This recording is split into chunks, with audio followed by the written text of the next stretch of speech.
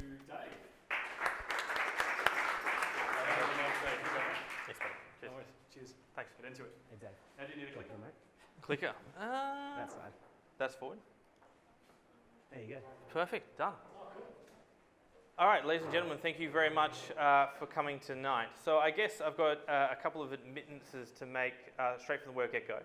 I am not the founder or CEO of Cloakr, which of course is the usual get-go for a presentation, but unfortunately the founder and CEO has been called up to Queensland for business, and of course business comes first and deals come first, particularly in the startup space. So I'm here. So what is Cloakr?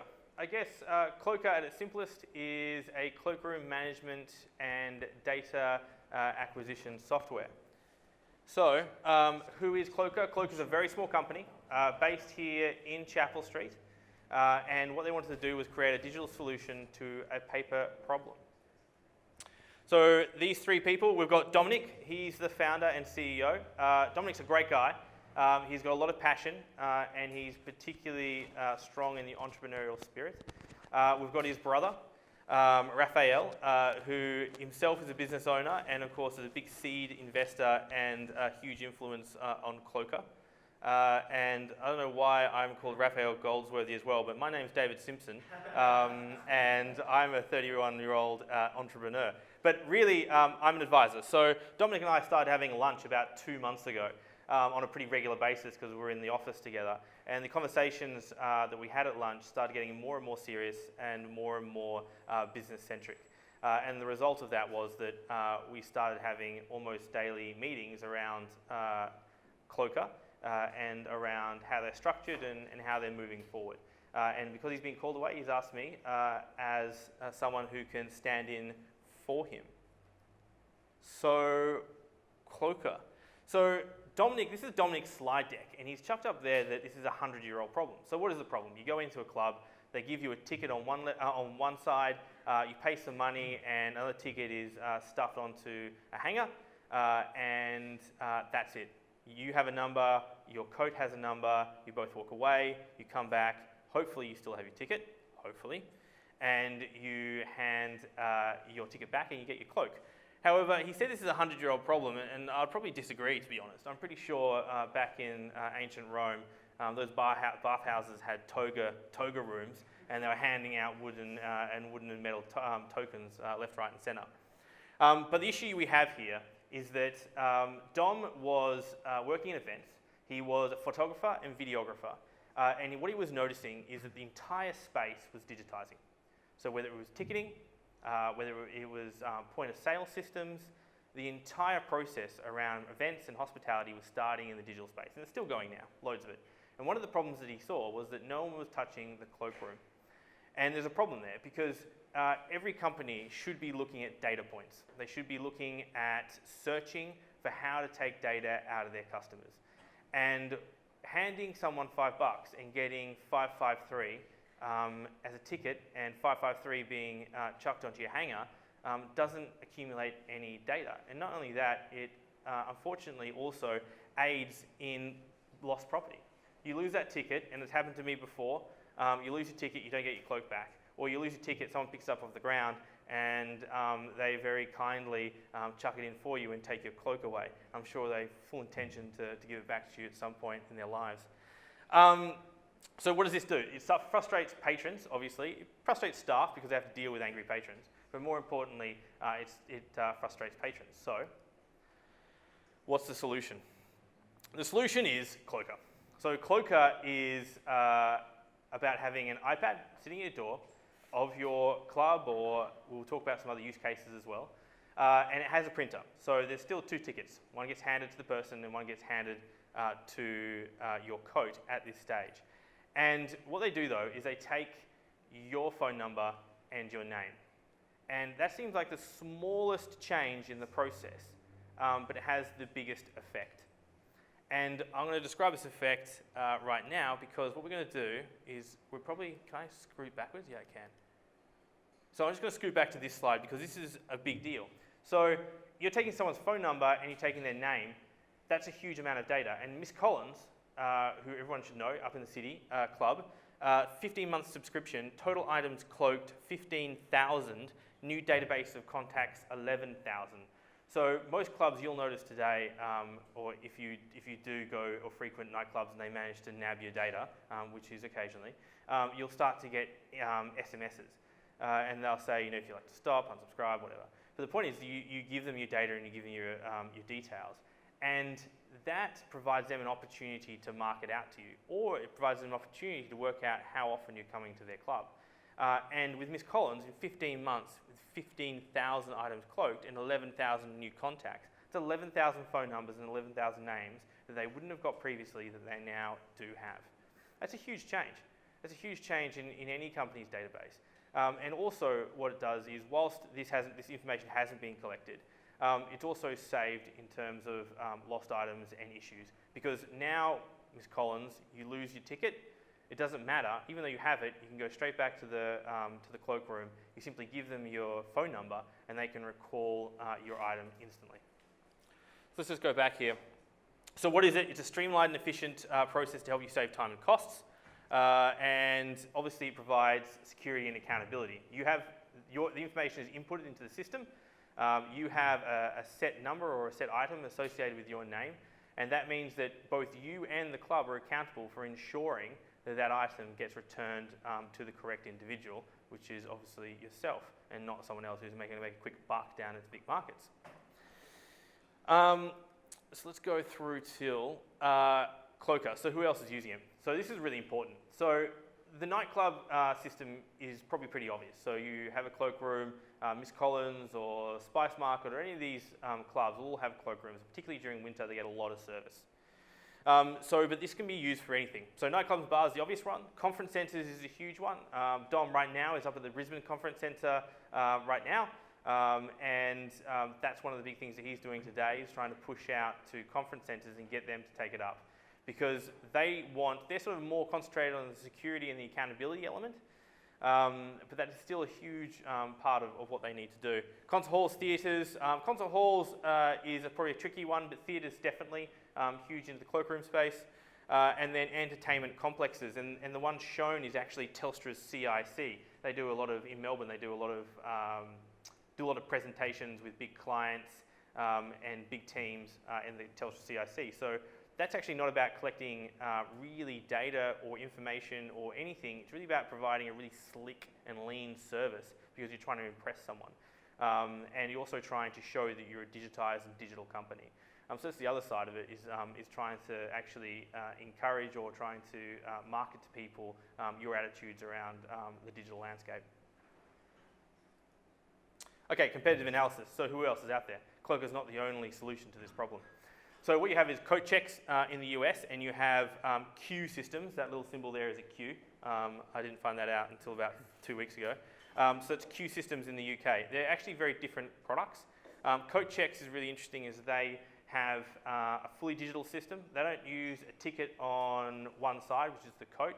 What they do is they have an SMS, which is what Cloakr is moving to over the next 3 to 4 months, and on the user side. And then they've actually got a QR code coat hanger on the other side. The only problem with this, it's a smart system and it's clever and it's fully digital, so no paper, which is an advantage. But the problem with this system, apart from having, coat checks actually lost about 2,000 people's information when they first rolled this out on a big scale. So that was a massive problem.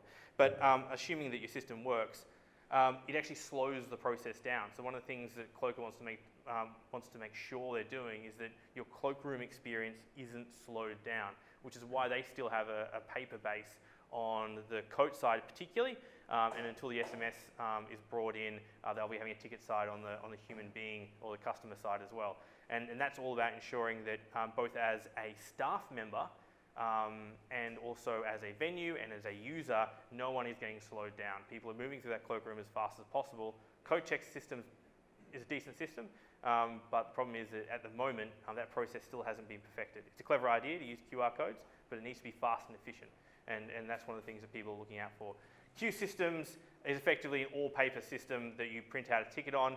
The only thing that Queue Systems does is they do a lot of point-of-sale stuff as well, so they're quite a broad company. Cloakrooms isn't the only thing they do. They're sort of in the hospitality space on a number of levels, and the event space on a number of levels. but they have a fully paper system. And okay, so it's estimated that 99% of venues are still fully paper-based. And that means that just shows, I guess, the opportunity in the market. And also, I guess, it shows probably a little bit of stickiness in the process side for venues. As I said, the UK is really focusing on the paper systems, and then you've got CoachX, who's really focusing on the digital. So this is the pricing model. So one of the things that Cloakr has really changed over the last month or two has been how they price and how they sell their product. Before this new model, they started with a subscription plan. There was 3 levels, which also included a rental cost for the printer, because obviously there's components to this in terms of selling it. So someone needs a printer. Most places have an iPad, so that's not included in the process. And what we worked together with was working out exactly, given all the data they've collected over the last sort of 18 to 24 months with Cloakr, is that their average cloak use is actually pretty good. So the number of people actually using this, the level that, you've got the Miss Collins and you've got the smaller venues as well, but the average use case is actually pretty impressive. So we worked out that at a standard plan, you could just bill someone 55 cents every time someone uses the service. And they're charging $5, remember, like a nightclub is going to charge you $5 to put your jacket in. 55 cents. And then over a course of the year, that pays back the printer costs and any onboarding training. And then if someone thinks, such as a Miss Collins, that they're going to use this a lot, then they can move to an unlimited plan of $249 a month. And this is really important, particularly that first standard model, because this is a seasonal product and you get a lot of use over the winter, and then you get significantly reduced use over the summer. You need to ensure that you are incentivizing your clients both to onboard in both seasons, but more importantly, to continue the product and continue the subscription across the entire year and across both seasons. They know they're getting a good value in winter because a lot of people are getting a lot of use and they're making a lot of money out of their cloakroom, and they know that that cost is reducing over the summer, and therefore they know they're getting a good deal on that front as well. Okay, so projections. It was founded in 2014, right at the beginning thereof. And over the course of 2015 to date, Cloakr has seen 195% growth, which is really impressive. They've been really excited. 2014 obviously resulted in a lot of learning experiences, and 2015 has really come to the fore. Particularly over the winter, they've onboarded a lot of clients. They actually onboarded a lot of clients last summer as well. So they're pretty excited about this summer and hopefully pushing forward with some pretty mean growth over the summer and then hitting into some pretty serious growth heading into winter. The revenue thus far for Q4 2015, this is obviously predicted, but we're pretty much spot on, is 11K. Q1 2016, we're looking at 16K. And obviously we're searching for seed funding of $30,000. Now the seed funding is designed to focus particularly on the sales. The product itself is working and operating right now, and 25 of that 30 is earmarked for sales and the onboarding of a new sales person, and the other $5,000 is earmarked for the development of the SMS feature. And the idea is hopefully to move up and through over a 6-month period, and looking at increasing through to 90, and that's going to be, I guess, the trigger for starting that process of another Series A funding. And the idea is to be pretty aggressive in this space, particularly around Australia. This is a pretty underdeveloped region, particularly obviously in this space of cloakrooms. And the idea is to develop both here in New Zealand and even looking further afield into things like Indonesia and Singapore. Doesn't sound too obvious to start with, but there's always that anecdote of the guy who made a lot of money selling umbrellas in Saudi Arabia. Doesn't make sense when you first think about it, but umbrellas are pretty good at keeping someone away from the sun. So then it starts to make a little bit of sense. In Indonesia, you've got plenty of people who, particularly in rainy countries, you've got people, even though it's hot, bringing in rain jackets or ponchos or whatever. So looking at alternative markets as well that seem less obvious, but when you take a second look, actually there is a market for something, for a service there. Okay, so I guess that's probably the end of Cloakr, but I think the big thing about Cloakr is it's not just about making efficient a process and making accountable a process that's occurring already by digitizing and making it smoother. But it's also about ensuring that a venue, whether it be a nightclub, whether it be a conference centre, that it's actually taking another point of data collection.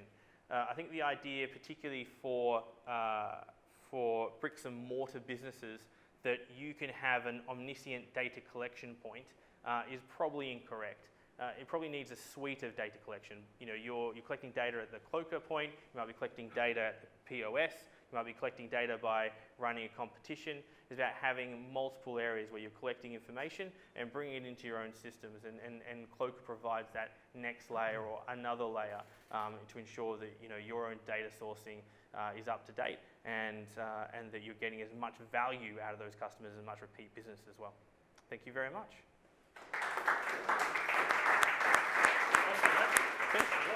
Just some questions with Jim. I'll sit here. Right, we might do some questions with Jim now, so I'll hand it over to Jim. You want to ask a couple of Sure, we'll just check, is this mic live, yeah? No, that one's going to be live. That one's going to be live, so this one is not live. Mm-hmm. It's an interesting space that you're in because we've seen over the last 2 or 3 years that there's been a huge increase in the drive to cashless events. Mm-hmm. Therefore, the mobile point of sale, mobile payments, and the whole event space has been driven by sort of like no ticketing. You arrive at the venue, you've pre-ordered your drinks, you've pre-ordered your meal, yep. and you get upgraded to a box and all that sort of stuff. So, if that's quite a crowded space, then how do they manage to get into there if people are already looking at the payment system as being the core system? Yeah, sure. I think that one, Cloakr takes obviously a pretty an approach that they're happy to integrate with anyone. So that's number one. Two, if you look at Commonwealth Bank and their new POS, they're very open to ensuring that people can feed into that system. So I think on the electronic payments side, yes, I completely agree that cashless events is becoming bigger and bigger and bigger. But I think that a lot of the people in that space realize that they can't be completely omniscient and block everybody out, that they have to integrate, otherwise their own cash system, which they make money off, is simply not going to be able to cover everything in a particular event. And we've seen that on a number of cases. You can see that with the Commonwealth Bank, their new system, their new POS. You can see that with Roller Digital, which is another company up on Chapel Street. They're into and very big on integrations and APIs. So the Commonwealth Bank device is called Albert. That's right, Albert. That's right. And because we actually invest in a company that builds all the middleware and the app base for that, so I know that system pretty well. It's called Surefire, good company to look at, people. I'm interested as well why they made the decision that printers, you touched on your potentially going over to SMS, so having experience with printers, Zebra printers, they're usually a hard thing to drive down to a very, very low cost. Yep. So how do you go over the hump of actually still being a paper-based system, or will you end up migrating off of hardware, the printer hardware, and then go to an SMS-based system? Yeah, sure. So I think in terms of selling it to the individual, if you're offering them at 55 cents per check-in, which is why they've shifted to this model, and you're offering them the printer as effectively a loan for as long as they have the contract, then suddenly you've got an easier sell. Okay, and obviously the price is all factored into the 55 cents. Yep. In terms of walking completely away from it, absolutely that's the vision, but it has to be efficient. Sure. The coat checks is a great example where they did QR codes on coat hangers. The system is clever, but it's not faster, and that presents a problem. And so also because of it, it means that you can just tell someone, type in their phone number, type in their name, take 2 tickets, give them out, it's done. Or take 1 ticket, chuck it on the coat hanger, and the SMS will be sent automatically.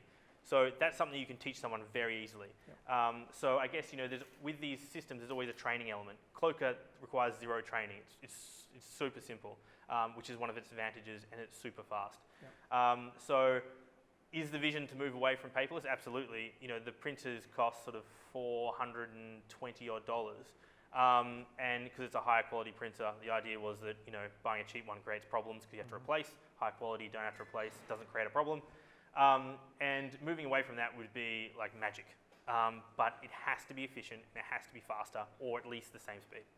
If you could just, the last question on hardware, why did they choose to go on an iOS-based system with iPad? Because when you actually look at, again, the sort of broad spectrum of the market, in retail it tends to be Windows 7 devices, moving to Windows 10, and then the rest is actually Android-based, because you get ruggedized Android devices. And it's been proven in the experience of a lot of people that the iOS is just not really a commercial device. So I'm interested why you ended up, or why the guys ended up choosing to go to iPads. It was really to do with what was the most common in the market, and particularly the iPad. Obviously, there's a suite of iOS products, but the iPad particularly is really quite omniscient. It is really everywhere at the moment, and so they picked something that a club is likely to have. And most clubs actually do have iPads kicking around, and they're less likely to have a Samsung tablet or whatever they're called, or a Windows Surface Pro. And so the commercial decision was made. You know, most clubs, because that was where they focused initially, most clubs have iPads. When they went to convention centres, most convention centres have iPads kicking around because they usually put them in stands or whatever. As the most common product in that sphere of events and hospitality, that's what they went with. Sure. And it just made sense. Because otherwise, sorry, go. Sorry, so if we move on to go to market now, so you've got a company here that's obviously establishing some pretty good successes with, you know, closing hopefully Brisbane Conference Centre, you've got Miss Collins and all that. What is your route to market? Is it a direct sales focus? Is it a partnering focus? And if it's a partnering focus, how are you going to do that? And then how will that impact your international growth? Yeah, great. So I think, one, it is direct sales. That's definitely an element of it. In terms of having inbound sales, it's tough because you really have to corner. You can't corner, I want a digital cloaking room service. That's obviously not going to get you hits. So cornering people who are interested becomes hard for inbound. And partnering is becoming a big thing as well. So again, I mentioned Roller Digital before, which is an e-ticketing system. They've already partnered with Roller in an attempt to access their backlog of clubs to get introductions on the nightclub side. And then when it comes to bigger venues like the convention centre, it does make sense to hit them directly because obviously it's a big client and therefore it's going to be big money over a long period of time. They want to hit, over time, they want to hit hotel chains. So starting to look at still direct B2B sales, but starting to look at bigger. So what groups are doing this, what groups would need a service like this, and to try and get more bang out of that direct sales buck. So how does that impact the international market growth, which was the second part of your question? I think that they definitely, I'm not going to walk away from it. I think there needs to be some polishing around the growth strategy, because I think they've started from a very small base, which means it lends itself to direct sales. And I think in terms of looking at larger chains, I think that's probably an option for international sales. But after that, I think they need to probably start polishing. I think that's probably the big thing.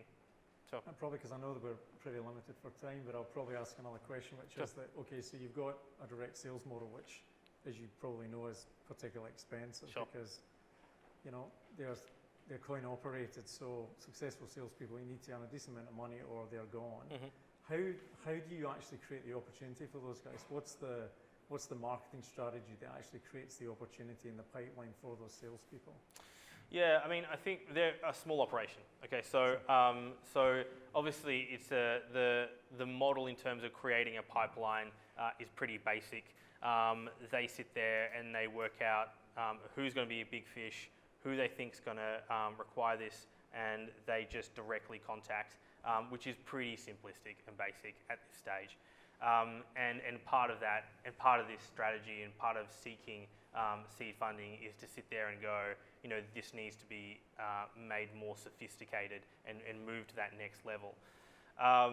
As to incentivize, it's pretty basic remuneration. So you get a successful sale, you've got a base salary, you get a bonus, and that's all it is.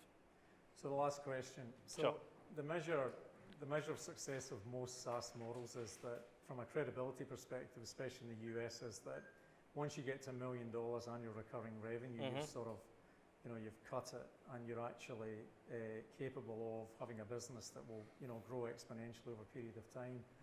Now, obviously, understanding that you look at seed funding, and Cloakr is a very, very young company, have you and the team of founders actually looked at your projections and when you think you'll actually hit that $1 million recurring revenue in terms of your expansion in Australia, your partnerships? Have you got to that point yet? No, not really. I think this year, I think it needs, those conversations need to happen, and particularly, so I've been on for the last 2 months, and as I described, the conversation started as lunchtime chats. And I think over the last couple of months, that conversation needs to become more serious. And no, they definitely don't have a concept within them that says, in 2019, we were going to achieve, $1 million by June of that year, and that's going to be amazing, and then we're going to do this, this, and that. That conversation and that thought pattern, I don't think has really occurred yet with them. I think at the moment, they've sat there and they've gone, wow, 2015, we actually kind of made this work. And it actually, our clients think it's really good, and we're collecting amazing data for them. We've sort of achieved everything we need to achieve now. Now we're looking at the next steps, and the next steps for them are to grow Australia-wide, and that's really going to be their focus over 2016, because the market is still so untapped for them. And then looking also, probably looking at also at New Zealand because of the banking structures, and it's so easy to move over there and do this sort of stuff. And beyond that, I think they do need to look at it at a more strategic perspective. I think it's always worthwhile that, we see constant hockey sticks in terms of revenue, which you cut by about 90%. Yep. But it's always worthwhile taking $1 million ARR and then reverse engineering that back to the sort of milestones that you've got to hit, the impact on $400 plus hardware transfer over to SMS, the typical size of units that you're actually putting out, the amount of people that go to the venues, 15,000 items checked within X period of time. So the great thing with your business is that you've got a whole metrics capture. Absolutely. That actually you can do some really interesting things to look at that, sort of credibility mountain that you want to climb, and that'll really help you along the way. So absolutely. It sounds like you guys have got a really good idea, so congratulations, because it's tough doing this and everybody knows it's tough, so it's crazy. You're doing really well. Thanks very much. Cheers, thank you very much. I think you're right about the data. I think that pricing model came directly out of the data sets, which were amazing, and they've got some great data. So thanks a lot. Cheers. Cheers, thanks. Thank you. Fantastic. Thank you.